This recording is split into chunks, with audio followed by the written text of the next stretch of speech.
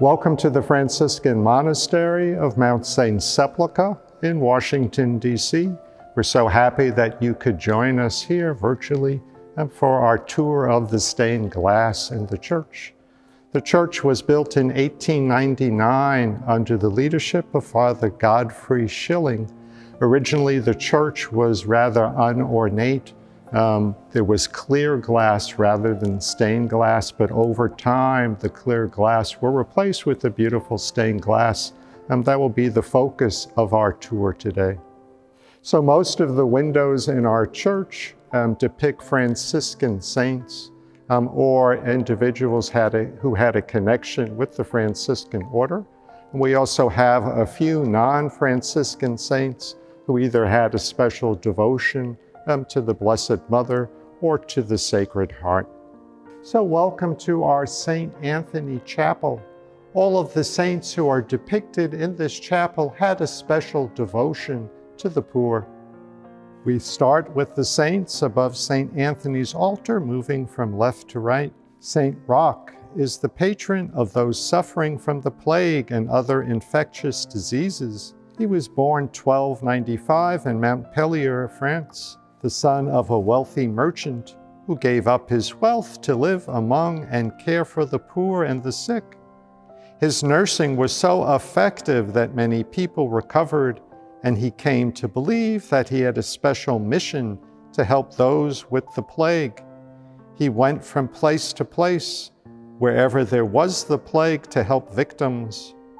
After many years, he himself became ill with the plague and went into the woods to die.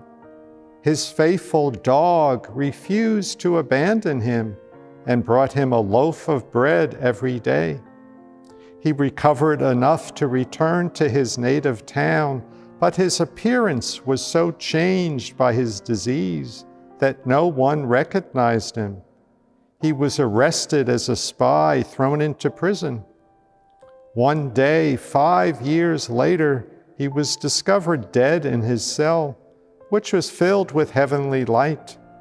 Besides him was written the inscription, "All those who are stricken by the plague and pray for help through the intercession of Saint Roch, the servant of God, shall be healed." His feast day is August 16th. Saint Roch wears pilgrim clothing with the pilgrim's cockle shell on his shoulder because of his many pilgrimages, helping people afflicted with the plague. He is accompanied by his faithful dog, who holds a loaf of bread in his mouth to feed Saint Roch. Next, we have Saint Lazr and Blessed Delphina. They were husband and wife, and they vowed perpetual virginity on their wedding day. Saint Lazr, born 1285, belonged to a noble house in southern France and was the Count of Aranio in the Kingdom of Naples. He was the army chief in Naples and the minister of state for several years. He prayed the divine office daily and had a special care for the poor. He and Delphina were royal patrons of the Franciscans. As a layman and public official, he was a very holy man. Their feast day is September 26th. Saint Lazr is shown with a royal crown. Blessed Delphina is shown with a crown, with her eyes raised up to heaven. Our next window depicts Saint Colette, who was born 1381 in France. She was very beautiful, but she begged God to take away her beauty so that it would not be a danger to herself and to others. She joined the Third Order when she was 22, became a recluse. After she was struck dumb and blind, she worked to reintroduce the strict observance of the rule of Saint Clare in France. She regained her speech and sight and founded the Poor Clares Colettines. She placed great value on the recitation of the divine office. Her feast day is February 7th. She holds a book and a crucifix, a book, a symbol indicating that she was co-foundress of an order. Now moving to the windows over the door, we start on the left with St. Francis Solanus. He was born in Spain 1549 and became a First Order Franciscan when he was 20. He wanted to be a missionary in Africa, but was sent to the New World instead, where the Franciscans had been ministering for almost 100 years. He worked among the Indians of Argentina, Bolivia, Paraguay, and learned their languages in a short time. God gave him great power over hearts. Once when he was in the city, a horde of thousands of Indians tried to kill all the Europeans and the Christian Indians. He went out to meet them and talk to them. Everyone understood what he said, although they spoke different languages. They begged for instruction, and 9,000 were converted. He preached for 8 years in Peru and died there at the age of 61. His feast day is July 14th. He is depicted playing the violin. Since he was well known for playing music, he often cheered the sick with singing and music. The name for our next saint is an alias. St. John Jones used a number of aliases to avoid capture when ministering to persecuted Catholics in Elizabethan England. St. John may be depicted under his alias Godfrey to honor the founder of the monastery, Father Godfrey Schilling.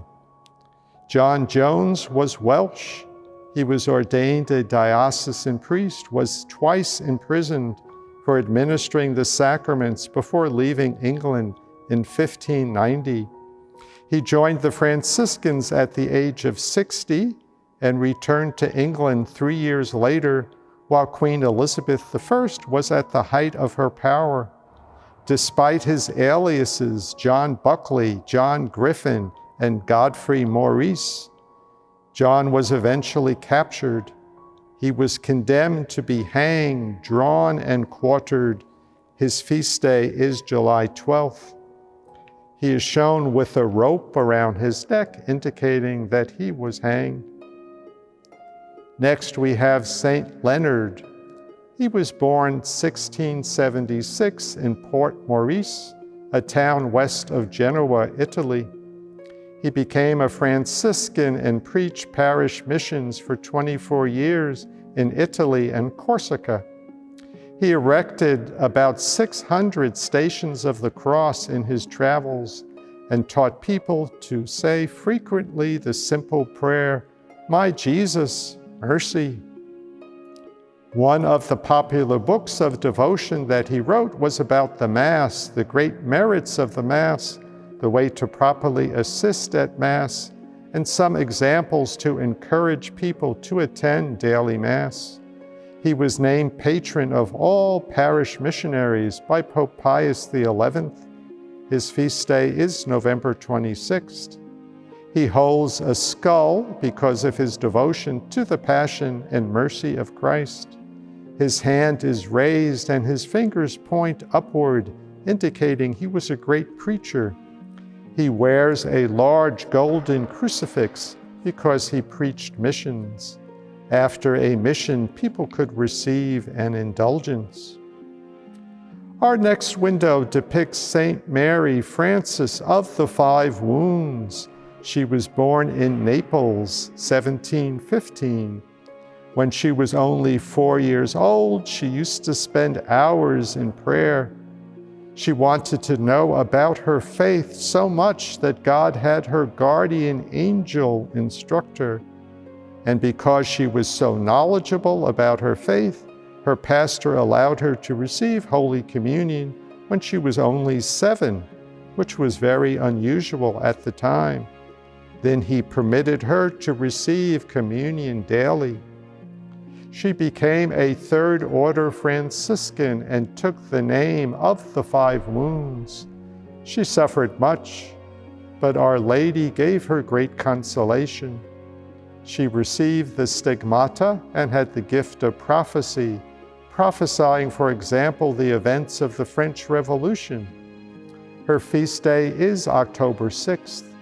She is dressed as a Franciscan, holding and contemplating a crucifix, since she herself had received the stigmata, the wounds of Christ on the cross.